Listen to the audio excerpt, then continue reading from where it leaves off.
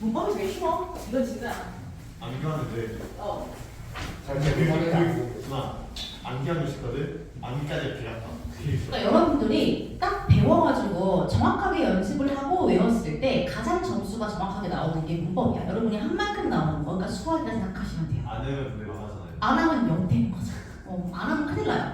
안 하면은 그냥 안 하고 푸는 거라서 차라리 아무것도 안 하고 볼 거랑 문하기 쉽죠. 읽고 풀면 되니까. 근데 문법은 안 했을 때 점수가 굉장히 낮게 나오고요. 딱 한 만큼 나오는 과목이라고 보시면 될 것 같아요. 자, 그럼 여러분 2페이지 펼 거고요. 자, 2페이지 보시고 필기 페이지 한번 볼 겁니다.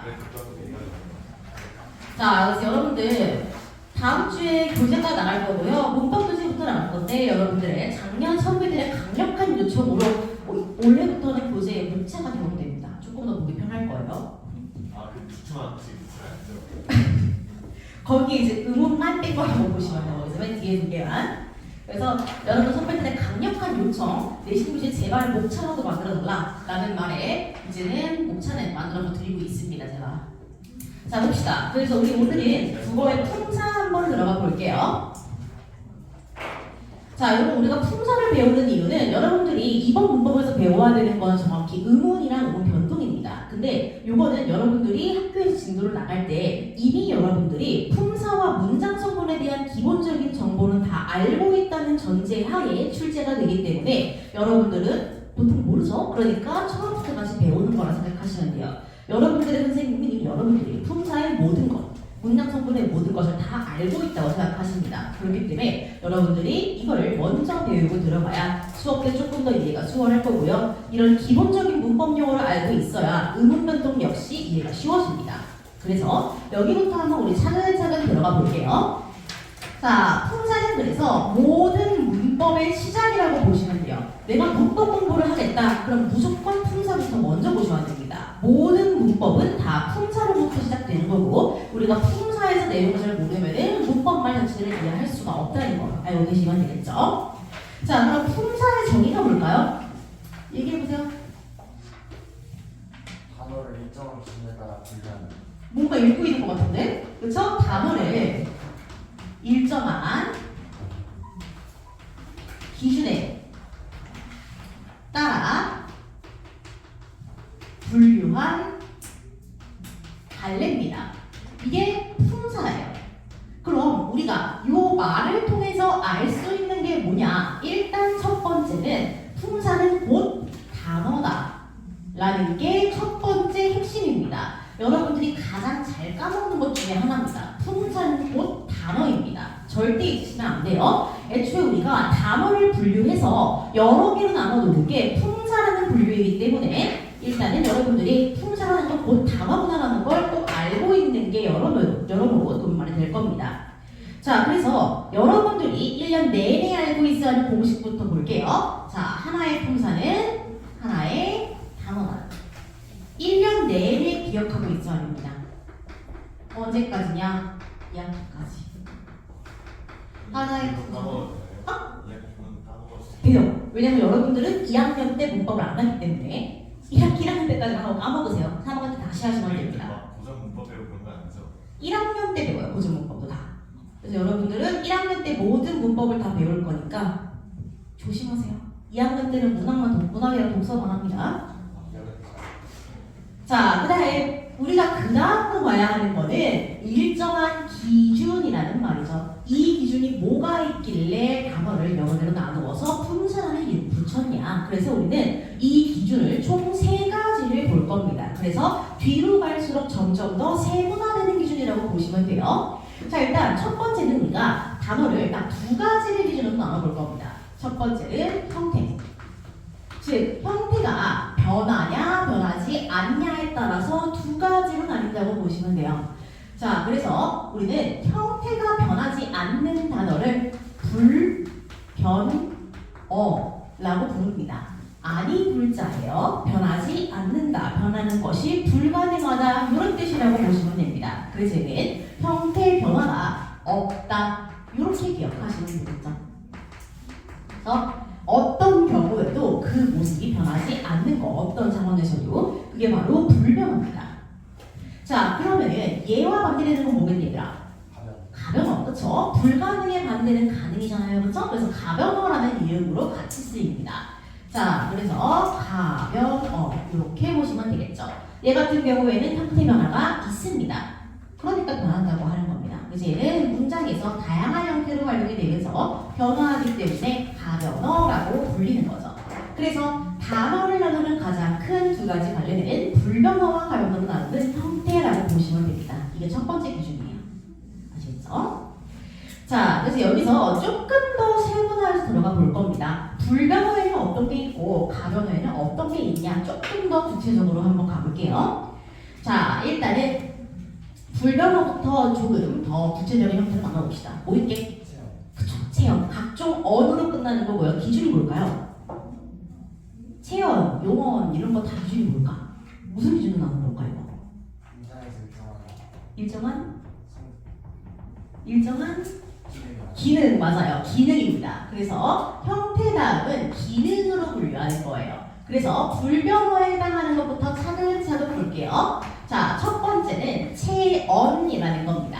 자, 말 그대로 신체, 육체, 체육 할 때 체자, 몸 체자죠. 그러니까 몸과 같은 기능, 모든 문장의 몸이라는 뜻입니다. 모든다는 핵심인 거죠. 그래서 얘는 그냥 몸과 같은 기능이라고 보시면 돼요.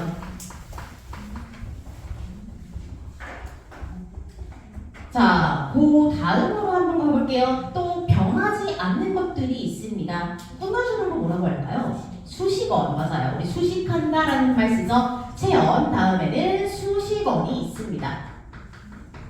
자, 얘는 말 그대로 꾸며주는 수식하는 기능이라고 보시면 되겠죠.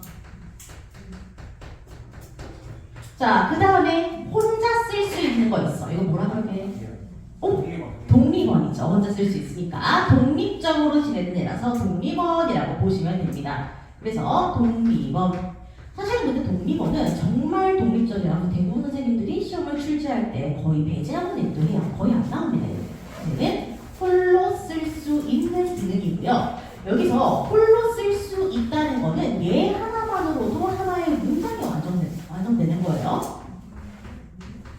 자, 그 다음 딱 하나 남았어. 뭐 남았게? 관계형입니다. 자, 관계형은 문법적인 관계를 나타내는 걸 우리가 관계언이라고 불러요. 말 그대로 문법적 관계입니다. 얘가 들어감으로써 단어 사이에 문법적인 연관이 생기는 겁니다. 알겠죠? 그래서 이렇게 좀 나눠볼게요. 이렇게 네 가지 기억해 보시면 될 것 같아요. 자, 그러면은 가변어 뭘까요? 변할 수 있는 언어로 끝나는 건 누굴까? 용언이죠. 활용할 때 용자입니다. 그래서 얘는 용언이라고 부를게요. 이때 용, 활용, 이용, 사용 할 때 용자고요. 다른 말로 하면은 형태 변화라는 말과 같겠죠. 그래서 얘는 활용할 수 있는 기능이라고 보시면 돼요.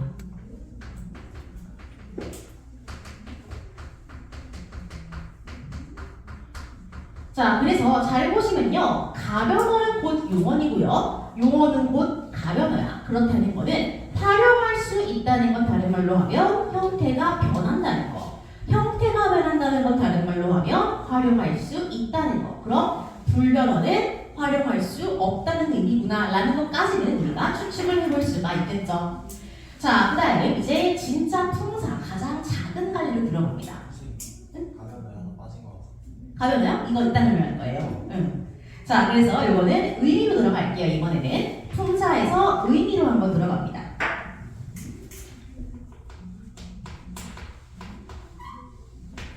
자, 그래서 의미 단계까지 가면 이제 가장 작은 단위, 즉 이제 사로 끝나는 단위까지 왔구나라고 보시면 됩니다. 자, 체험 세 가지 뭐 있죠, 여러분? 그쵸? 명사, 대명사, 수사 이렇게 세 가지로 들어가시면 됩니다.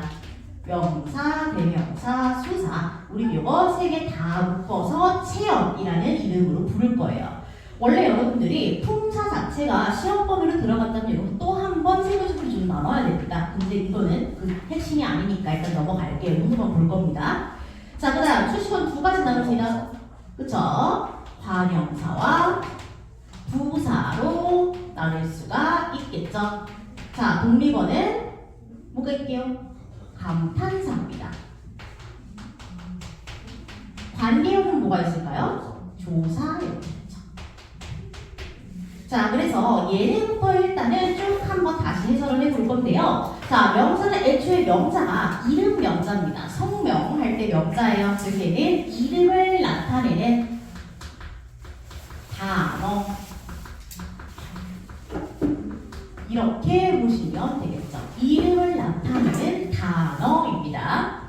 자, 그럼 대명사는 뭐야? 대명사는 이 명사를 대신한다라는 의미예요. 그러니까 명사라는 게 여러분들이 보는 모든 선물들을 가리키는 말, 책상, 의자, 책, 연필 이런 거라면 여러분들 이름 이런 거라면은 대명사는 그걸 대신해서 대체해서 부를 수 있는 단어예요. 이것, 그것, 저것 이런 거겠죠.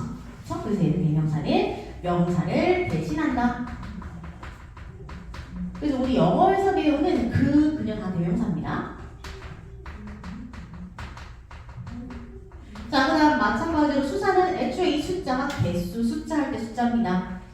숫자를 나타내는 단어죠. 이번에 안 하셔도 돼요. 다행히. 이게 만약에 여러분들의 문법 전반적인 과정이고 품사 자체가 시험 범위라면 외우셔야 됩니다. 서술사 기술자 이런 거 다. 근데 이번에는 별로 중요하지가 않아요. 그런 게. 알겠죠? 그래서 이번에는 그냥 아주 간단한 정도만 외우고 갈 겁니다. 자, 그 다음 수식어 갈게요. 관형사 누굴 꾸며줄까요? 세연이죠. 그렇죠. 세연을 수식한다. 앞에서 뒤에서 꾸며주는, 그렇죠. 앞에서 꾸며줘야죠. 정확히는. 그래서 우리나라의 말은 한국어는 보통 앞에서 꾸며준다는 걸 잊지 않으시는 게 좋겠죠. 영어는 뒤에서 꾸미는 경우도 있지만 우리나라 말은 거의 다 앞에서 꾸미는 경우가 많다. 자, 그럼 부사는 누구를 꾸며요? 세연 말고? 그쵸. 용언이 일단 영어분들이 배운 내용인 거 중학생 때. 그래서 용언을 꾸며주는 단어이자 이제는 고등부까지 왔다면 3개 더 추가해야 한다 그랬죠. 첫 번째는 관형사, 두 번째는 부사, 그 다음에 문장 전체. 여러분이 고등부라면은 요거까지도 알고 있어야 한다 그랬습니다. 용어를 꾸며주는 거는 딱 중등부까지, 이야기 고등부부터는 앞에 것, 뒤에 것도 다 알고 있어야 한다. 자, 그럼 감탄사는 뭐게요? 뭘까 감탄사가? 맞아요. 올라옴이 뭐야?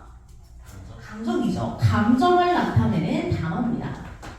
그래서 여러분 사실은 독립어는 문법보다는 문학에서 더 많이 쓰여요.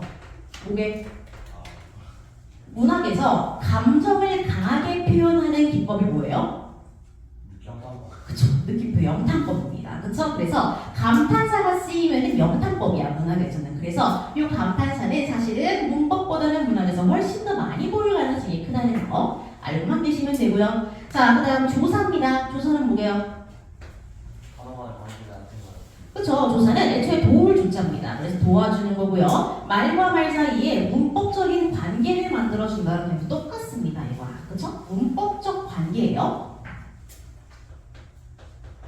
그래서 문법적 관계를 나타내는 말, 요 정도로 보시면 됩니다. 나타내는 단어. 요렇게 하시면 일단은 글이 나오는 건 전부 끝난 거고요. 용언으로 한번 가볼게요. 용언 2가지 뭐예요? 그쵸. 동사랑 형용사 2가지로 묶어줄 겁니다. 자, 동사가 있고 형용사가 있어요. 자, 여러분들이 조심해야 하는 거는 여러분들이 영어를 너무 열심히 공부한 나머지 한국어에서의 형용사와 영어의 형용사를 구분하지 못한다는 아쉬운 점이 있습니다. 영어에서 형용사는 보통은 이제 상태와 성질을 나타내는 동시에 또 명사를 꾸며주는 기능을 하죠. 그렇기 때문에 여러분들이 순간적으로 항상 체험을 꾸며주는 단어를 얘기할 때 형용사를 언급하는 경우가 많아요. 그것은 잘못된 겁니다. 형용사는 무조건 용언에 해당하는 거고요. 서술하는 기능에만 들어갈 수 있다는 겁니다. 그래서 체험을 꾸며주는 건 한국어에서는 형용사가 아니고 관형사라는 걸 알아두시면 되겠죠. 자, 그래서 동사라는 건요, 움직일 동사죠. 또는 작용을 나타내는 단어라고 보시면 됩니다. 움직이거나 어떠한 작용을 보여주는 거라고 생각하시면 돼. 형용사는 상태나 성질을 나타내는 단어입니다. 그래서 여러분들이 가장 많이 하는 착각이 동사랑 형용사를 구분할 때는 의미로 구분하면 된다라는 아주 초보적인 생각을 합니다. 그렇지만 그게 더 이상 먹히지 않는 게 고등학교 문법이고요. 그렇기 때문에 이따가 이거 두 개를 구분하는 방법을 문법적으로 한번 배워볼 겁니다. 자, 그래서 일단은 대략적인 틀은 다 잡았고, 원래 제가 아까 얘기했던 것처럼 이 품사가 여러분들 시험 범위에 들어간다면 여러분은 저도 조금 더 세분화된 분류까지 확인을 해야 한다고 했죠. 근데 우리는 그럴 필요가 없기 때문에 딱 하나, 조사만 한 번 더 세분화할 겁니다. 자, 여러분들 조사 뭐 있게? 조사 세 가지 뭐 있게? 이거 저희 교활학기 친구들아, 우리 외웠잖아 이거. 격조사, 보조사. 하나 더. 사수격조사입니다. 그거 지금 그거 여쭤보잖아요. 격조사, 보조사, 그리고 격조사, 보조사, 그리고 과와 같은 게 뭐예요? 접속조사. 접속조사, 맞아요. 그래서 조사는 총 3가지가 있다. 이렇게 좀 이해를 해보시면 되겠죠. 자, 그래서 격조사가 있고요. 보조사가 있고 접속조사가 있다. 자, 이때 격조사라는 거는 앞에 자라는 말이 생략된 거라 그랬죠? 자격조사입니다. 그러니까 문장 내에서 얘 앞에 있는 체형이 특정한 기능을 할 수 있는 자격을 부여하는 거라 생각을 하시면 돼요. 알겠죠? 자, 그럼 보조사는 여기에 충이라는 말 생략된다 그랬죠? 보충 설명해주는 조사입니다. 그래서 특별한 뉘앙스를 더해주는 거야. 그래서 격조사가 붙었을 땐 알 수 없는 뉘앙스 있죠? 나는 사과를 좋아한다. 나는 수학은 좋아한다. 이런 것들 있죠? 다른 건 싫어한다는 말. 이런 식으로 무언가 뉘앙스가 더해지는 걸 우리는 보조사라고 부를 거고요. 자, 그 다음 접속조사는 말 그대로 체험과 체원을 연결해주는 겁니다. 사과와 수박 이런 식으로. 와, 과 이런 게 여기에 해당하는 거죠. 자, 그래서 여러분들이 조금 조심히 봐야 되는 거는 격조사입니다. 자, 격조사 종류 뭐 있어? 아는 대로 얘기해보세요. 갑자기 왜 이런 조용해졌죠? 격조사의 종류가 뭐가 있을까? 체험 플러스 N격조사는 N어라 그랬잖아. 뭐지? 주격조사. 주격조사, 목적격조사, 복격조사, 서술격조사, 그 다음 또 혹격조사, 관용격조사, 부사격조사. 그치? 우리 요 정도는 알고 있어야 되잖아요. 그리고 마지막으로 또 뭐? 서술격조사. 그쵸? 자, 그래서 제가 물어보는 이유가 뭐냐면요. 이 격조사는 문장 성분을 만들어준다 그랬잖아. 근데 그 중에서 서술격조사의 역할이 굉장히 중요하기 때문에 제가 따로 뺀 겁니다. 자, 서술격조사는요. 종류 하나밖에 없어요. 이단 하나밖에 없죠? 자, 앞에 그냥 명사 아무거나 붙이면 되세요. 나는 학생이다. 나는 고등학생이다. 나는 선생님이다. 붙이면 돼요. 근데 중요한 거는 우리가 분명조사는 관계형이고 불명사라고 배웠잖아. 근데 이 단어 어때?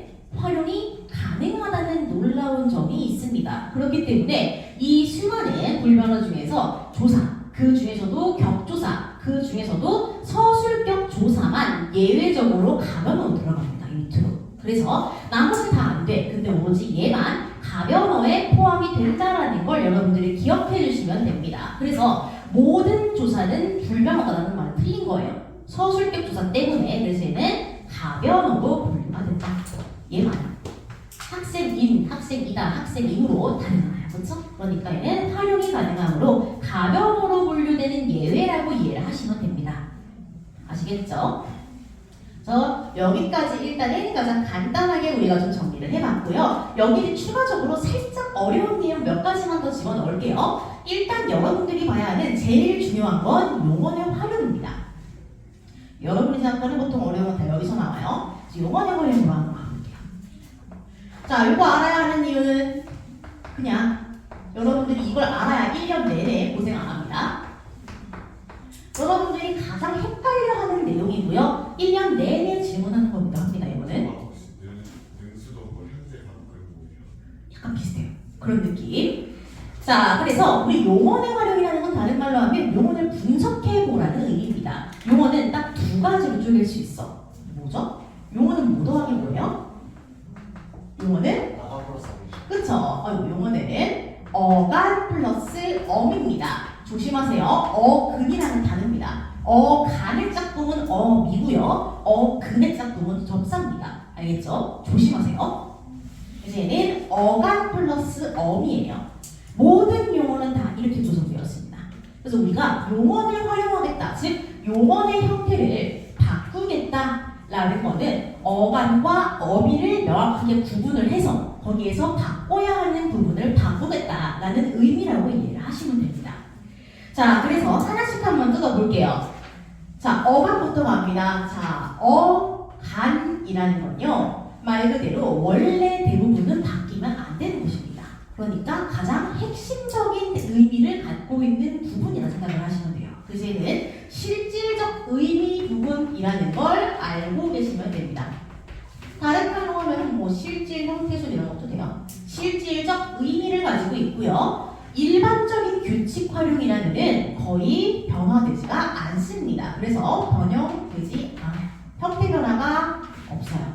일반적인 활용이라면, 규칙 활용이라면 접속사에는 분계어미가 그래도 맞아요. 그거 할 거예요.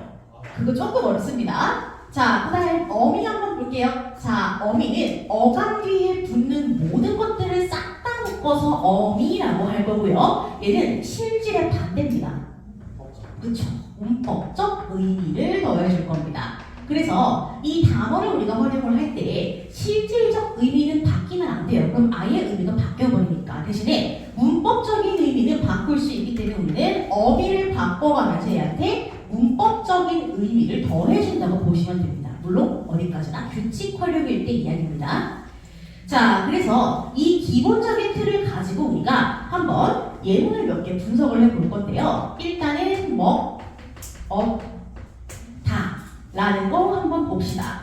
자, 여러분들이 먹었다 라는 단어에서 어간이랑 어미를 분류하기 위해서 첫 번째로 해야 하는 건 뭐라 그랬지 항상? 그치, 기본이야. 우리가 사전에 검색할 때 어떻게 할지를 먼저 골라야 된다 그랬어요. 그래서 사전이라고 나는 먹다라고 검색했겠지. 이렇게 하시면 됩니다. 그래서 제일 첫 번째로 해야 하는 건 기본형으로 바꾸는 거죠. 자, 그 다음에 우리가 기본형 사전 검색용 단어에서 다를 떼시면 돼요. 다를 제외한 나머지가 곧 어간입니다. 즉, 먹만 남죠? 얘가 어간이에요. 다를 제외합니다. 이렇게. 그러면 앞에 남는 것만 어간이고요. 먹 뒤에 붙는 거는 싹 다 뭐야? 싹 다 어미가 되겠죠. 그렇죠? 그래서 이 뒤에 붙는 거는 전부 다 어미가 된다. 이렇게 이해하시면 되겠네. 그래서 우리가 어간과 어미를 구분하려면 제일 먼저 찾아야 하는 건 어간입니다. 이런 식으로 찾으시면 되고요. 그 다음에 이 어간 뒤에 붙는 거는 싹 다 어미구나. 이렇게 좀 이해를 해보시면 될 것 같아요. 아시겠죠? 자, 그래서 어간은 쉽습니다. 뭐든지 우리가 기본형 찾아가지고 다만 떼면 그만이야. 근데 문제는 뭐야? 문제는 어미야. 어미는 여러분들에게 늘 고통을 선사하는 단어라고 보시면 됩니다. 자, 어미는 애초에 이름이 두 가지입니다. 뭐라고? 오, 아닌데. 어미는 이름이 두 가지로 나와요. 뭐죠? 방금 선어머러미 어머러미는 뭐야? 어미를 뭐에 따라서 나는 거예요? 그래, 그게 뭐예요? 위치죠. 그래서 어미는 위치상의 이름이나 기능상의 이름으로 구분이 됩니다. 자, 그래서 위치는 아까 여러분들이 얘기한 선어말과 어말로 구분이 될 겁니다. 선어말, 어말. 즉, 쉽게 얘기하면은 어말이라는 거는 단어의 끝이란 뜻이야. 단어는 뭐라고 하더라? 단어는 하나의 품사라고 그랬죠. 그러니까 요거 자체가 하나의 단어인 거야. 다시 하나만 추가를 해주자면요. 하나의 단어는 다른 말로 하면은 띄어쓰기의 단입니다. 다른 말로 하면은 다만 조사만 제외해요. 조사는 하나의 품사니까 단어로 인정은 되지만 띄어쓰기가 아니기는 해. 자, 어쨌든 그래서 우리가 먹었다 자체를 하나의 단어로 볼 거야. 그래서 요 단어의 끝이 뭐야? 다잖아, 그치? 그럼 여기서 그래서 다는 어말 어미인 거고요. 그 어말 어미보다 앞에 오는 거는 몇 개가 됐든 싹 다 묶어서 우리가 어말 어미보다 앞에 있다는 의미로 선 어말 어미라고 부르기로 한 겁니다. 그죠? 여기까지는 약간 쉬운 분류고요. 그 다음으로 갈게요. 그래서 위치상의 분류가 끝나고 나면은 기능상의 분류도 해야 돼. 우리 어말 어미는 기능상의 이름이 어차피 셋 중에 하나라고 했어요. 그쵸? 연결, 어미, 종결, 어미, 전성, 어미. 요거 셋 중에 하나라고 했습니다. 즉, 단어의 끝에 오는 어미는 요 셋 중에 하나의 역할을 할 거다. 이런 뜻입니다. 연결은 뭐야? 문장과 문장을 연결해 주는 거예요. 그쵸? 접속의 역할을 해야 돼. 고 이런 거 있죠? 먹었고 이런 거. 자, 그럼 종결은 뭐예요? 문장을 끝내줘야 돼. 온점이든 아니면은 뭐 느낌표든 물음표든 끝내줘야 되는 게 핵심이고요. 그 다음 전성은 뭐야? 성질을 전환한다는 거야. 성질을 바꿔줘야 돼. 그러니까 얘가 기본적으로 하고 있는 동사, 형용사의 성질 이외에 다른 역할을 할 수 있게끔 바꿔주는 게 전성어미의 기능이다. 이렇게 보시면 됩니다. 이 뜻은 어말어미에서만 가능하다고 이해하시면 될 것 같아요. 자, 그럼 선어말어미에는 뭐가 있냐? 여러분들이 2차 고사 때 배우는 그 모든 것들이 다 여기 들어갑니다. 높임, 시제, 이런 것들이 여기에 들어간다고 보시면 돼요. 그래서 높임 선어말어미, 시제 선어말어미 다. 그래서 그렇게 보시면 됩니다. 그래서 선어말어미에는 이런 것들이 들어가고 어말어미에는 이런 것들이 들어간다. 이렇게 일단 기본 개념을 알고 계시면 되는 거고요. 그럼 우리가 아까 봤던 먹었다를 한 번 더 쪼개볼게요. 자, 먹었다. 기본형 먹다에서 다를 떼면은 어간먹이라 그랬죠. 그럼 남은 어시랑 다는 싹 다 뭐야? 당연히 어미로 들어가야겠지. 잘했어요. 그래서 얘가 어미입니다. 그럼 얘를 엇과 다로 나누어서 구분을 해볼 수가 있겠죠. 그래서 엇이라는 애는 위치상의 이름이 뭐고 기능상의 이름이 뭔지 찾아보셔야 될 거고요. 그 다음 다는 위치상의 이름은 뭐고 기능상의 이름이 뭔지 찾아보셔야겠죠. 그쵸, 그런 겁니다. 각종 복잡한 말이 여기 들어가는 거예요. 자, 그 다음 먹었다 다 하고 나면 이제 먹었니 한번 해볼게요. 먹었니. 자, 얘도 먹다 어간이니까 뒤에 붙는 거 싹 다 어미일 거고요. 엇은 이미 했으니까 니만 한번 해볼게요. 위치상의 이름, 기능상의 이름 구분을 해볼 거고요. 그 다음 내가 먹은 빵 할 때 먹은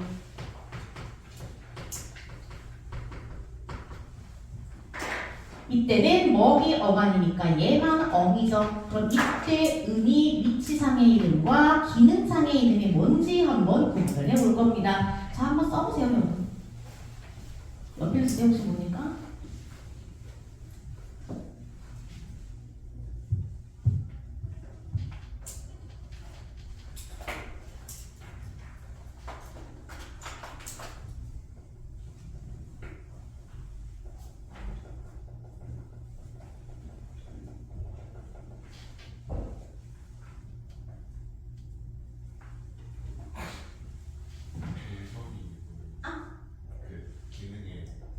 전성, 성질 전환. 기존에 가지고 있던 동사, 움직임 작용주는 형용사, 상태의 성질을 나타내는 말 말고 다른 역할을 하게끔 일시적으로 바꿔주는 거예요. 전성은 관형사랑 전성 이런 거.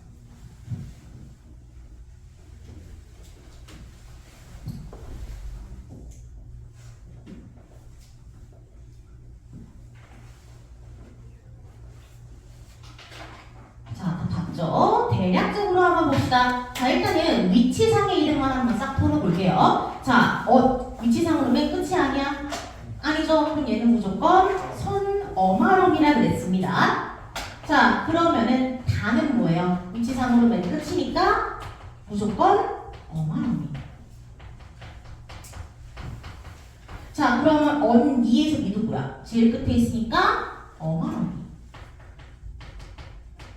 그럼 은도 뭐예요? 제일 끝에 있으니까 어말어미예요. 애초에 어마어미와 소어마어미는 이 자체가 하나의 불교라고 생각을 하셔야 돼. 자, 그 다음 기능상의 이름 가봅시다. 얘가 조금 더 어렵습니다. 자, 이거 뭘까요? 어시 들어가는 순간 의미가 어떻게 바뀌어요? 그쵸? 시제가 바뀌죠. 뭘로? 그치. 그래서 얘는 이름이 과거, 시제, 어미예요. 그래서 우리가 보통 이걸 얘기할 때 묶어가지고 과거, 시제, 상황을 어미라고 부르는 겁니다. 두 이름이 합쳐진 거라고 보시면 돼요. 알겠죠? 그럼 다는 어때요? 종결어미죠. 어떻게 끝나? 무슨 문으로 끝나요? 평서문. 그래서 평서형 종결어미 이라고 보시면 되겠죠. 자, 그러면은 아까 리드 한번 볼게요. 어말이니까 어차피 연결, 종결, 전성식 중에 하나야. 이거 뭐예요? 종결이죠. 끝났잖아, 문장. 밥 먹었니? 끝났잖아요. 그치? 근데 의문문으로 끝내니까 의문형, 종결, 어미 요렇게 보시면 되는 겁니다. 자, 그럼 마지막에 또 어머니 연결, 종결, 전성 중에 뭐예요?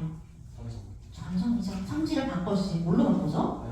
그치? 보시면요. 얘는 원래 동작이나 움직임을 설명하는 거였잖아. 근데 이때부터 어떻게 돼요? 빵을 꾸며주는 기능으로 바뀌는 거죠. 그래서 관형사의 역할을 하는 식으로 바뀌기 때문에 관형사의 형태로 성질이 전환된 거야. 그래서 관형사형 전성어미라고 부릅니다.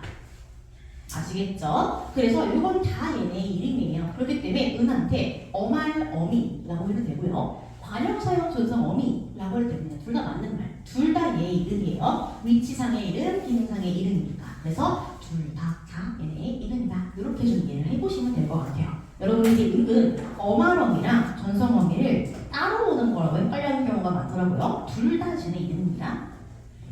자, 그래서 이렇게 보시면 여러분들 가장 기초적인 내용 하나 끝났습니다. 요번에서. 자, 그 다음 두 번째로 갈게요. 여기서 조금 더 갑니다. 자, 두 번째로 가게 되면 이제 여러분이 많이 헷갈려하는 동사와 형용사의 구분으로 갑니다. 의미로 구분하지 말라 그랬지, 절대. 요거는 움직임, 작용이니까 동사 이런 식으로 하지 말라 그랬습니다. 자, 세 가지 기준으로 외우라 그랬어. 첫 번째 뭐야? 얘들아, 통일해. 뭐라고? 또 뭐라고? 분화였나? 비슷하겠네요. 뭐 틀린 건 아니에요. 어떤 의미니까 그것도. 자, 일단은 방금 얘기한 것 중에서 어미를 통해서 보는 게 있어요. 청유형 어미. 자, 그리고 명료형 어미. 알아, 어라. 자, 그래서 이런 것들이 가능하면은 동사야. 불가능하면은 형용사야. 어쨌든 청유형 어미, 다른 말로 하면 청유형 종결어미야. 정확히 말하면은 이런 것처럼 청유문을 만들어주는 종결어미고요. 명령문을 만들어주는 종결어미라는 뜻이에요. 자, 그럼 얘들아, 행복하자. 형용사야, 동사야? 헷갈릴 텐데. 동사? 형용사? 봐봐요. 이런 것 때문에 제가 연락하지 말라 그러는 겁니다. 자, 이거는 이걸로 구분하셔야 돼. 현재 시제 선어말 어미 는 또는 미음을 넣어서 구분하는 게 제일 정확합니다. 되면은 동사, 안 되면 형용사. 자, 그럼 먹다 동사야, 형용사야? 먹는다 되니까 동사. 그렇다는 건 먹자, 먹어라 된다는 거죠. 그럼 예쁘다는? 예쁜다가 안 되니까 형용사. 그럼 예쁘자, 예뻐라 돼야 안 돼? 안 되는 겁니다. 그쵸? 그럼 행복하잖아. 행복하다라는 말 없죠? 그럼 얘는 동사야. 그럼 행복하자 돼야 안 돼? 아, 미안. 그래, 미안. 행복하다가 안 되니까 형용사야. 미안해. 그럼 얘 돼야 안 돼? 안 되는 거지. 행복하자 안 돼요. 원래 문법적으로 틀린 말입니다. 이것도 행복해라? 안 돼요. 절대 안 돼. 그치? 그래서 행복하다는 행복하자가 안 되므로 형용사니까 행복하자, 행복해라 둘 다 안 된다라는 걸 알고 계시면 좋을 것 같습니다. 그래서 제가 이번 겁니다. 우리가 일상생활에서 너무 많이 섞어 쓰고 있어서 그래요. 헷갈리니까 가장 정확한 1번으로 하시는 게 좋겠죠. 자, 그럼 건강하다. 건강한다 안 되죠. 그치? 그러면은 형용사야. 건강하자 돼야 안 돼? 안 돼. 건강해라 돼야 안 돼? 안 돼요. 우리 생각보다 되게 많은 말들을 혼동되고 쓰고 있는 거야. 그치? 그래서 이거 첫 번째 걸로 구분하시는 게 조금 더 덜 틀리는 방법이라고 보시면 되고요. 그래서 아까 배웠던 어미들 이름이랑 잘 엮어가지고 외워두시면 앞으로 헷갈릴 일은 별로 없을 겁니다.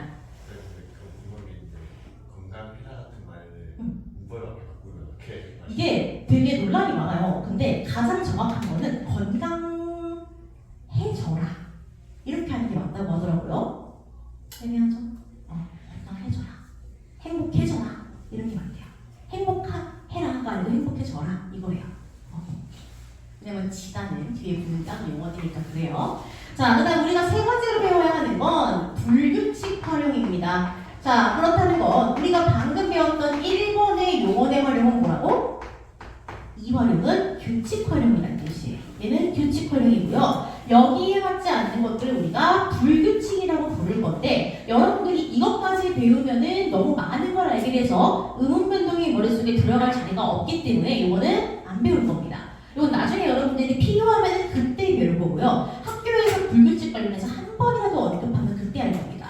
언급 안 하면은 그냥 넘어갈 겁니다. 그래서 불규칙은 있어? 불규칙? 없을걸? 없어. 통사편이라서 그거는. 자, 그래서 만약에 불규칙이 언제 언급될 가능성이 크냐면요. 탈락할 때 언급될 수 있어요. 음운변동에서 탈락할 때 불규칙 언급되면은 그때는 꼭 알려줘야 되고요. 그때 언급이 안 되면 앞으로도 안 나올 겁니다, 여러분 시험 때. 그래서 탈락, 음운변동에서 탈락 배울 때 잘 한번 들어보세요. 아시겠죠?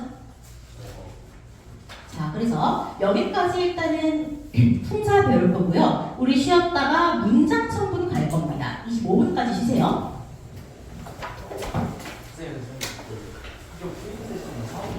보여주세요.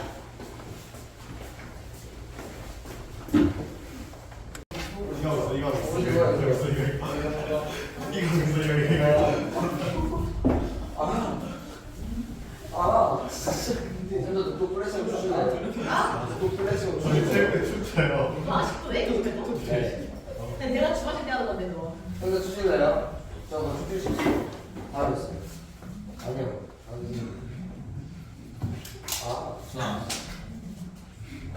얘들아, 군보중학교 2학년은 1학년 때부터 숙제를 안 해오면 가장 숙제를 안 한 한 명을 VIP를 뽑아서 나와서 노래 부르고 춤을 하기로 했거든? 뭐? 너 이럴래? 가장 숙제 안 한 사람 누구예요? 어차피 저 숙제 안 한 사람? 자, 100문제보다 덜 푼 사람 100문제보다 더 많이 안 풀었다 손. 아니 좋아. 이유가 있어요. 어? 이유가 있어요. 저 얘기해보세요. 다시고 다시고 어. 제가 다시고 다시고 5년 지났을 때잖아. 뭘 쌤, 지난 숙제까지 포함해서 100개 넘는다는데 어떻게 할까요? 자, 안 되겠다. 저 135개. 여기는 적용합니다. 앞으로 여러분들은 다음 주부터 숙제를 가장 안 해온 사람 한 명을 뽑아서 노래를 시킵니다. 무슨 노래를 불러요? 자기 마음대로 하시는 뽀롱뽀롱 거예요. 보통 이제 군중의 학년들은 발라드 많이 부르는 겁니다. 저 부르면 왜 터질 수도 있어요. 누가 부른 거? 자, 참 깨져요.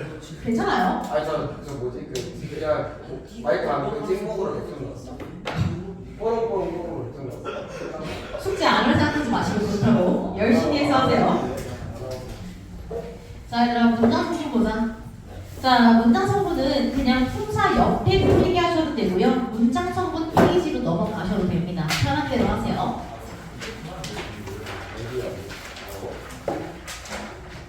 페이지예요. 하연이랑 무슨 줄 아 빨리 준비. 56페이지래요. 96페이지래요. 빠르다. 잠깐만, 저희 96분 아까 진짜는 거 아니에요? 그거 다 해요, 안 숙제. 이 노래 부르면 안 돼? 이제 이런 마인드로 군중 아이를 확인해 보시면은 가장 빨리 끝나는 노래 애국가밖에 없잖아. 사람까지 다 몰라. 애국하는 거 진짜. 하자. 조용히 하세요. 자, 문장 성분 봅시다. 우리가 품사를 배우고 나면은 반드시 문장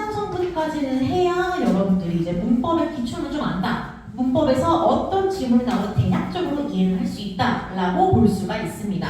자, 그래서 품사 가담 배워야 되는 게 문장 성분. 그래서 우리는 겨울학기 때 배울 때 1주차가 품사였고 2주차가 문장 성분이었어요. 가장 중요한 거였으니까 그게. 자, 그래서 문장 성분 봅시다.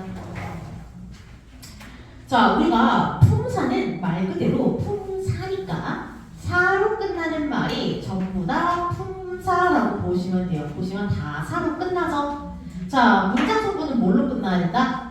어로 끝나야 된다. 두 개 구분 잘 하세요. 사로 끝나면 품사고요. 어로 끝나면 문장 성분. 그러니까 얘는 문장 내에서 어떤 기능을 하는지만 집중을 하시면 되는 겁니다. 알겠죠? 그래서 문장 성분은 쉽게 얘기하면 그냥 문장을 구성하는 성분이에요.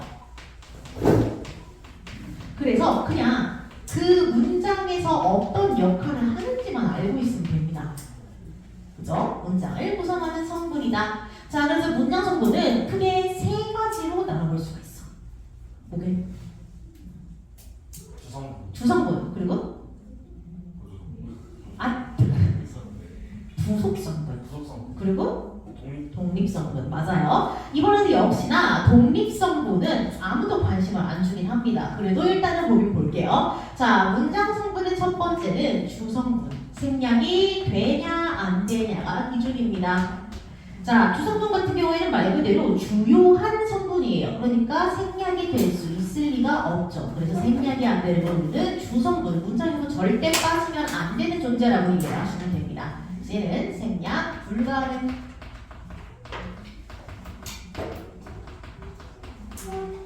자, 그러면은 생략이 가능한 애는 부속성분이라고 부른다는 거 알고 계시면 될 것 같습니다. 자, 부속성분은 말 그대로 생략 가능.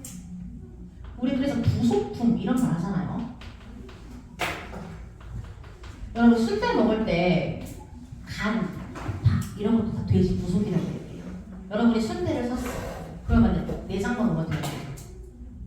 좋긴 좋은 거에서 먹으면 안 되잖아. 그치? 순대가 오긴 거 아니잖아. 그래서 주성분은 순대인 거고요. 부속성분이 간, 내장 이런 거 생각하시면 됩니다. 자, 그래서 이렇게 볼 거고, 그리고 아무도 관심을 주지 않는 독립성분까지 한번 봅시다. 자, 독립성분은 아까 독립어랑 똑같아요. 홀로 쓸 수 있는 성분 문장 내에서 그렇게 보시면 됩니다. 홀로 쓸 수 있는 성분.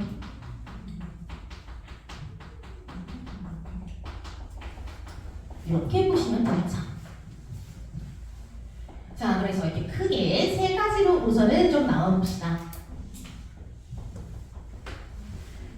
자, 그럼 이제 주성분부터 다시 한번 좀 세분화해 볼 건데요. 우리가 문장을 만들 때 반드시 꼭 어떤 문장이든 있어야 하는 것 두 가지가 뭘까요? 주어, 서술어. 그치? 무조건 있어야 돼. 그래서 주어랑 서술어가 없는 문장은 없다고 했습니다. 그쵸? 생략 때 잠깐 그 의미상 생략할 수도 있어도. 자, 그래서 주성분 제일 첫 번째 우리가 알아야 하는 거는 주어고요. 자, 그 다음은 당연히 서술어겠죠. 이들은 무조건 있어야 될 문장의 시작과 끝입니다. 자, 그럼 요 사이에 가끔씩 빠지면 안 되는 일이 있어. 뭐가 있을까? 목적어 또 보어죠. 잘했어요. 목적어랑 보어입니다. 이런 느낌. 자, 그래서 아까도 제가 얘기했지만 주어랑 서술어는 모든 문장에서 빠지면 안 된다고 했잖아. 근데 목적어랑 보어는 특정 조건에서는 반드시 있어야 하고 특정 조건이 아니면 없어야 하는 성분이라고 이해를 하시면 돼요. 있어야만 하냐 아니면 없어야 하냐 차이라고 보시면 되고요. 자, 일단은 그래서 그걸 우리가 서술어를 기준으로 한번 나눠볼 겁니다. 자, 서술어의 기능은 뭐게요? 뭐 하는 성분이게? 주어를 서술해주는. 그쵸. 말 그대로 서술어는 서술하는 성분입니다. 잘했어요. 자, 그러면은 이 서술하는 성분인 서술어의 주인은 누구야? 주어죠. 그래서 주어인 거야. 서술의 주체입니다, 얘는. 그럼 목적어는 뭘까? 그치. 서술의 손님인 거예요. 그래서 주체는 주인이고 객체는 손님입니다. 우리 주객이라는 말 쓰잖아요. 그래서 이 서술어의 주인은 이 서술어를 해야 하는 사람은 주어인 거고요. 그거의 대상이 되는 사람들이 목적어라고 이해를 하시면 되겠죠. 개체입니다. 그럼 보호는 누구예요? 보호는 보충 전략. 그치, 잘했어요. 보충 성분. 요렇게 보시면 됩니다. 말 그대로 의미를 조금 더 더해주는 거야. 근데 없으면 문장이 성립이 안 된다고 보시면 돼요. 자, 그래서 그럼 우리 서술어에 해당되는 품사는 뭐가 있니? 서술어가 될 수 있는 누가 있어요? 동사, 또 형용사, 또 아니 명사 플러스 체험 플러스 맞아요. 자, 동사 되고요, 형용사 되고요. 이 중에서 우리 아까 배웠던 유일한 가변어 기억나죠? 자격조사 중에서도 서술격 조사이다. 정확히 말하면은 체험 플러스 서술격 조사이다도 같이 알아두시면 좋습니다. 오늘 따로 몇 개만 적어두세요. 다시 한번 정리할 거니까 이따가. 자, 그다음 그래서 우리가 이 동사 또는 형용사 또는 가끔 서술격 조사를 이용해서 서술어를 만들 거야. 그쵸? 근데 이 서술어가 어떤 거냐에 따라서 목적어와 보어가 필요할 수도 있고 쓰면은 안 될 수도 있어. 자, 그럼 서술어에 어떤 게 와야만 목적어를 꼭 써야 할까? 목적어를 꼭 필요로 하는 서술어가 뭐예요?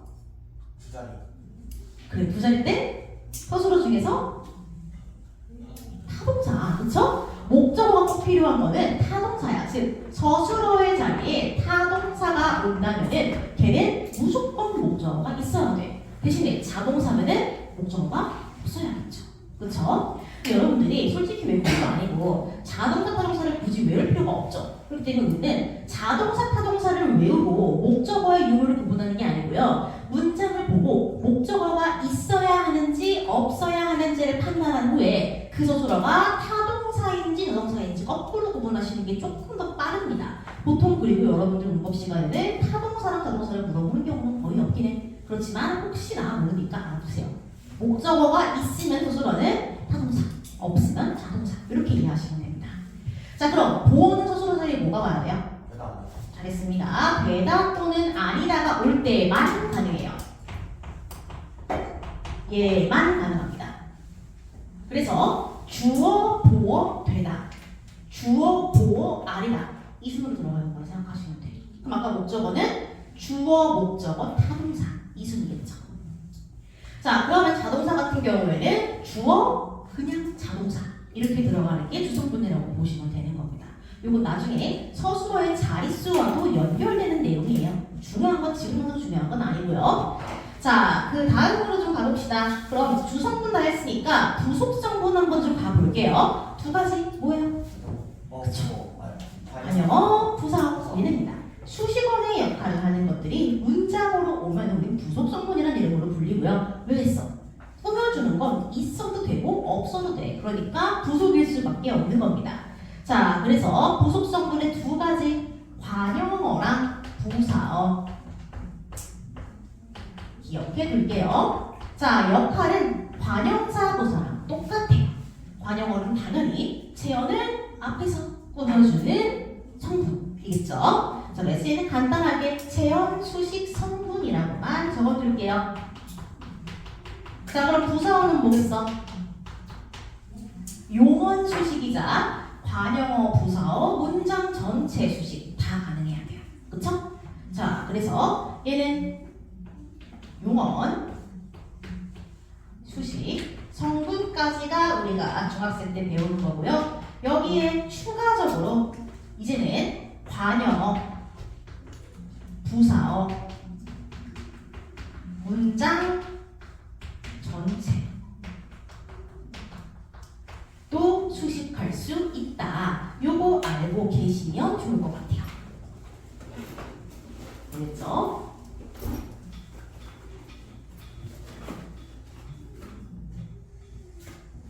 자, 그리고 부사어는 기능이 하나 더 있습니다. 수식 말고 서술의 객체가 되는 경우도 있어요. 즉, 주어의 행동의 대상이 되는 경우가 있다라는 거야. 그럼 우리 아까 서술의 객체가 되는 건 목적어가 있었죠. 이게 생략돼야 돼? 생략이 안 되지. 그럼 얘는 생략이 될까 안 될까? 얘도 안 돼요. 그래서 만약에 서술의 객체로 쓰이는 부사어가 있다면은 걔는 예외적으로 생략이 불가한 부사어라서 이름이 필수적 부사어예요. 그래서 이 경우에만 필수적 부사어라는 이름이 붙는다는 거 알고 계시면 됩니다. 그냥 일반적으로 용언을 수식하는 성분일 때 또는 나머지를 수식하는 성분일 때는 생략해도 돼. 그렇지만 서술의 객체일 때는 필수적 부사어라 생략을 못합니다. 그런 차이만 에게 내가 누구에게 선물을 주다. 기억나죠? 그때는 에게가 무조건 있어야 되잖아요. 그런 걸로 보시면 됩니다. 그래서 필수적 부사어는 보통 누구누구에게가 제일 많이 써요. 있죠? 자, 그 다음에 독립성분 볼게요. 뭐게? 독립어라고 부릅니다. 자, 독립어는 말 그대로 홀로 쓸 수 있는 성분 똑같습니다. 굳이 안 적을게요. 그럼 안주요. 아무도 관심 주지 않습니다. 여기에. 자, 이제 여기 조금 더 문장 성분 만드는 방법으로 나아갈게요. 자, 우리가 이전에 품사를 배울 때 문장 성분을 만들 수 있는 품사는 뭐라 그랬어? 요거 격조사라 그랬잖아. 그래서 우리는 문장 성분을 만들 때 가장 쉬운 방법이 격조사를 활용하는 방법이라고 보시면 될 것 같아요. 격조사는 반드시 누구랑 붙어야 돼? 반드시 누가 말죠? 앞에, 주사 앞에는.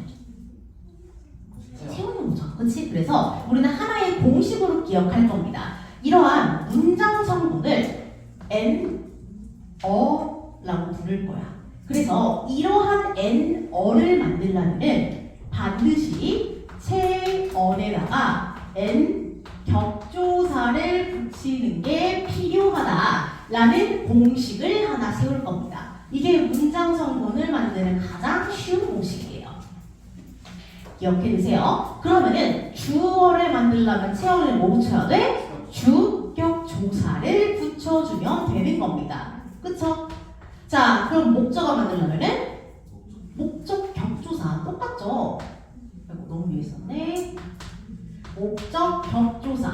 그럼 보어 만들려면은 복격조사. 서술어는 서술격조사. 그쵸? 그럼 관형어는 관형격조사. 부사어는 그쵸? 부사격이죠. 자, 그 다음에 독립어는 자, 이거 독립격이라고 하면 함정에 걸린 거고요. 얘만 혹격입니다. 얘만 좀 특이해요. 아무도 관심을 안 주지만 좀 특이한 형태로 돌아간다는 얘는 혹격인 예외예요. 자, 그래서 우리가 이걸 문장 성분을 만들어주려면 체험 뒤에 주격조사를 붙이거나 목적격조사를 붙이거나 목격조사를 붙이거나 서술격조사 또는 관형격조사, 부사격조사, 호격조사. 격을 내가 중학생 붙였네. 호격조사 이렇게 붙여주면 된다는 거. 반드시 앞에 체언이 붙기는 붙어야 돼. 제가 그냥 안 쓴 것 뿐입니다. 귀찮아서. 체언 플러스 N격조사의 형태라는 걸 꼭 기억해 두세요. 자, 그럼 주격조사는 뭐랑 뭐? 이 또는 가. 그쵸? 그래서 여기서는 이랑 가만 배울게요. 왜냐면은 깨서는 높임으로 배워야 돼요. 자, 이랑 가만 일단은 배울 겁니다. 자, 목적격조사 뭐 있게? 을 또는 를. 이, 가, 을, 르는 전부 다 앞말의 받침 유무로 구분하고요. 여러분들이 중세국어를 잘 하려면은 격조사는 현대어에서 다 외워놔야 돼. 그래야 중세국어 때 외울 게 줄어듭니다. 알겠죠? 복격조사, 맞아요. 홍민정. 자, 복격조사는 이 또는 가. 그럼 누구랑 같아? 얘랑 얘는 형태가 같은 거야. 그렇기 때문에 우리가 제일 첫 번째로 해야 하는 건 얘네 둘을 구분하는 겁니다. 똑같이 이 또는 가가 붙는데 성분을 어떻게 구분할 것이냐가 우리의 첫 번째 쟁점이라고 보시면 돼요. 이따 같이 볼 거고요. 그 다음 서술격조사는 뭐라고? 이다. 얘는 유일한 가변어, 유일하게 활용이 가능한 가변어라고 했습니다. 자, 관용격 조사는 의 하나밖에 없어요. 부성격은? 자, 부성격은 종류가 많습니다. 그렇기 때문에 여러분들이 나머지가 아니면은 부성격 이렇게 하시는 게 더 나아요. 그래서 대표적인 거 몇 개만 적어드리자면요. 에서, 에게, 으로 이런 것들이 있습니다. 자, 아까 얘기했지만 에게는 보통 서술의 객체가 되기 때문에 필수적 부사어의 가능성 크다는 거. 자, 그럼 본격조사 보일게. 야. 그치. 아 또는 야. 앞말의 가치니 있냐 없냐에 따라서 아 또는 야 라고 보시면 됩니다. 여러분 이름 뒤에 아가 붙는지 야가 붙는지 한번 해보면 되겠죠. 자, 그럼 봐봐요. 본격조사가 붙어. 그래서 아 또는 야라고 불러. 그럼 이게 독립어라며. 이거는 독립언이랑 같은 기능을 하죠. 그럼 얘도 영탄법이라고 볼 수 있겠지. 그래서 우리 문학 시간에 본격조사가 붙는 것도 영탄법이라고 해요. 아시겠죠? 그러니까 추가적으로 안 두시면 될 것 같습니다. 이 정도 일단은 기본적으로 정리를 해줄 거고요. 여기까지 해서 이해 안 되는 거 있나요? 선생님 조사 맡을 때 앞에 다시 안 붙잖아요. 조사요? 조사는 써도 되고 안 써도 돼요. 왜냐면 홀로 못 쓰니까 조사는. 조사는 하나의 단어이기는 한데 얘가 혼자 쓸 수가 없기 때문에 반드시 채원이랑 붙어야죠. 그래서 앞에 그 해도 되고 안 하셔도 됩니다. 하나의 단어이기 때문에. 물론 접사 이런 거 반드시 해야 되고요. 어미나 접사 같은 것들은.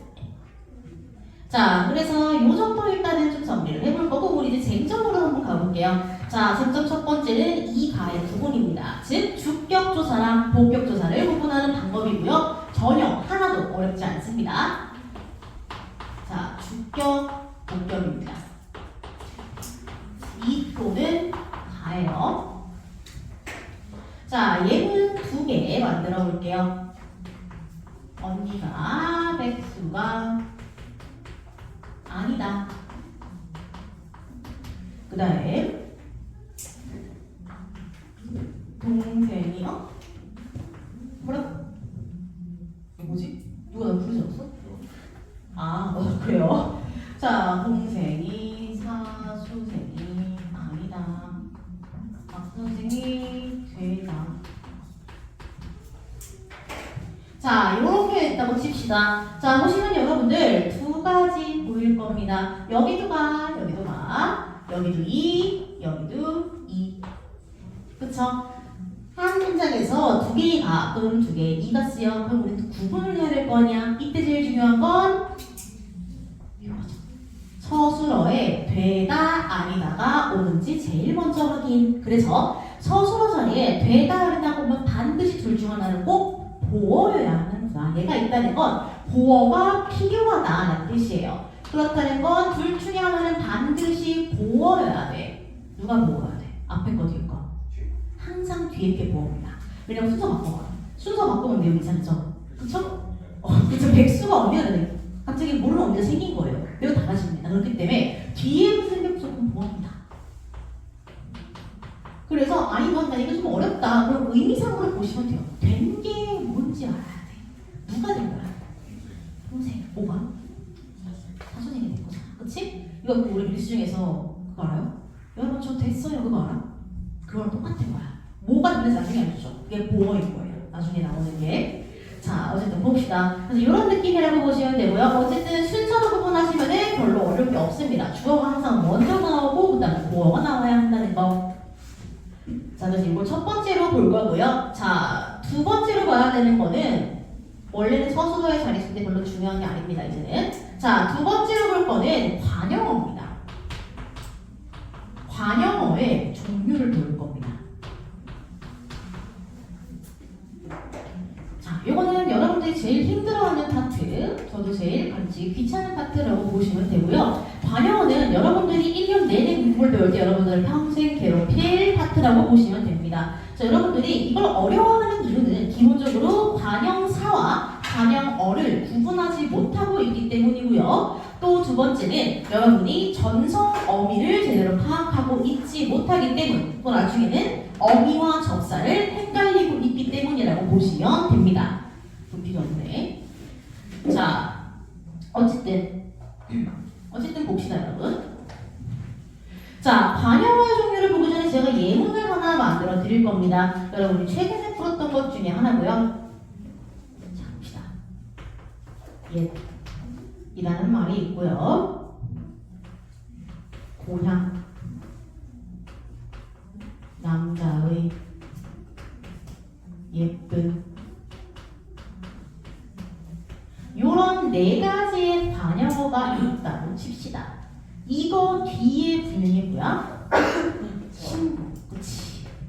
친구 라는 말이 구해요 이거? 라는 말이 붙는다고 봅시다. 그러면은 얘는 확실히 뭐야? 체형이야. 명사라는 체형이죠. 그러면은 이 앞에 붙는 건 무조건 뭐예요? 체형을 꾸며주는 관형어여야 돼. 문장 내에서 꾸며주는 거니까 관형어라고 볼 겁니다. 그쵸? 이건 관형어예요. 그럼 이 관형어의 자리에 올 수 있는 게 뭐가 있냐를 하나 따져보시면 되는 겁니다. 자, 첫 번째 예는 뭐예요? 관형사입니다. 여러분 관형사는 헌, 옛, 새 이거 세 가지는 그냥 외우고 있으세요. 헌, 옛, 새 이거 세 가지는 무조건 관형사고요. 자, 관형사는 품사죠? 수식어이죠? 불변어죠? 어떤 경우에도 형태가 바뀌면 안 돼. 헌, 옛, 새 어떤 경우에도 형태 변화 없이 그냥 꾸며줍니다. 기억하시면 좋아요. 자, 그래서 모든 관형사는 다 관형어입니다. 애초에 관형사는 체형을 꾸며주기 위해 나온 품사야. 그러니까 당연히 체형을 수식하는 성분에 포함될 수밖에 없는 거죠. 그래서 모든 관형사는 관형어에 포함된다. 그렇다고 해서 모든 관형어가 다 관형사인 건 아니죠. 얘가 조금 더 작은 범위라고 보시면 됩니다. 자, 그럼 이 고향은 뭐였다? 체형, 그렇죠? 그 중에서도 명사입니다. 그럼 밑에 건 뭐예요? 그렇죠. 체형 플러스 관형격 조사. 우리가 아까 얘기했던 제일 쉬운 형태죠. 체형 플러스 N격 조사의 형태. 근데 조사는 늘 생략이 가능하니까 요걸 생략하면은 얘가 되는 거야. 체형 혼자서도 관형의 역할을 할 수 있는 거야. 정확히는 의가 생략되어 있다고 보는 겁니다. 알겠죠? 그래서 체형 하나만 쓰이는 것도 관형어가 될 수 있고요. 의미에 따라서. 그리고 이렇게 체형 플러스 관조사는 당연히 저 공식에 의해서 무조건 될 수밖에 없다라고 기억하시면 되겠죠. 체형 플러스 N격 조사입니다. 이거는. 자, 그 다음 예쁜. 이건 뭐예요?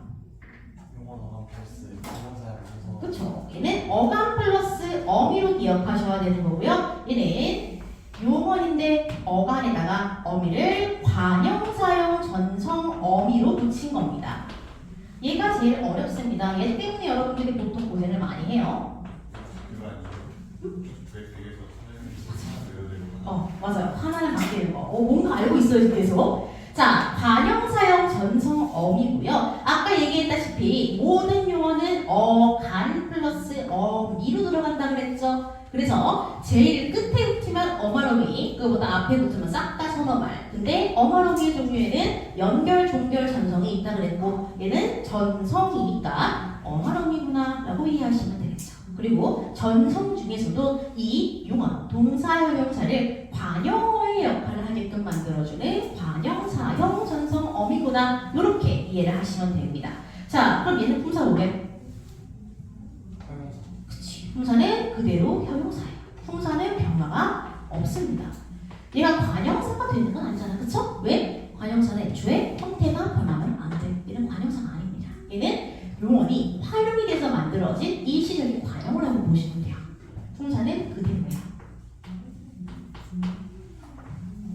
아시겠죠? 그래서 여러분들이 보통 제일 헷갈려하는 거는 얘. 이것만 잘 이해하시면 돼요. 이게 관형적 조사를 붙이면은 관형어가 되는 거예요. 관형사용 전성을 붙이면 관형사처럼 쓰이는 거예요. 관형어예요, 그것도. 문장 내에서 그 기능을 하는 거니까. 이게 다 관형어예요. 갑자기 헷갈리죠? 관형어라는 건 문장 내에서 체험에서 꾸며주는 걸 싹 다 묶어서 관형어라는 거기 때문에 얘네가 싹 다 관형어가 될 수 있다. 이렇게 이해하시면 됩니다.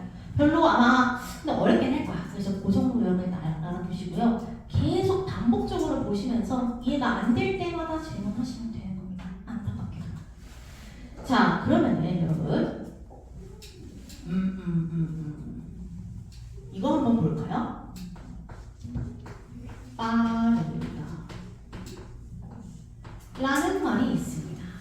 어간 어디까지? 빠르게. 빠르까지. 기본형에서 다를 뺀 나머지가 어간이죠. 자, 그래서 내가 여기서 두 가지 말을 만들 거예요. 빠르게가 있고요. 빨리가 있어요. 빨리 달린다, 빠르게 달린다. 둘 다 기능은 뭐예요? 달린다를 꾸며주는 부사어야. 그쵸? 빠르게 달린다, 빨리 달린다. 전부 다 부사어입니다. 위에 거는 품사어예요? 둘 다 부사어라면 알겠어. 전성은 몇 왔으니까 풍사가 그대로 유지돼야 그냥 풍사. 그쵸? 얘는 빠른다 돼 안 돼?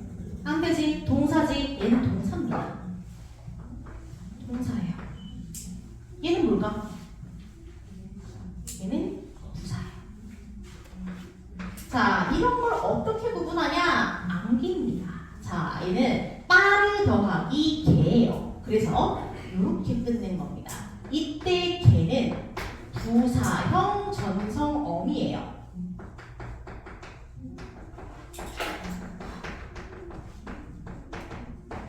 자, 그러면은 얘는 뭘까요?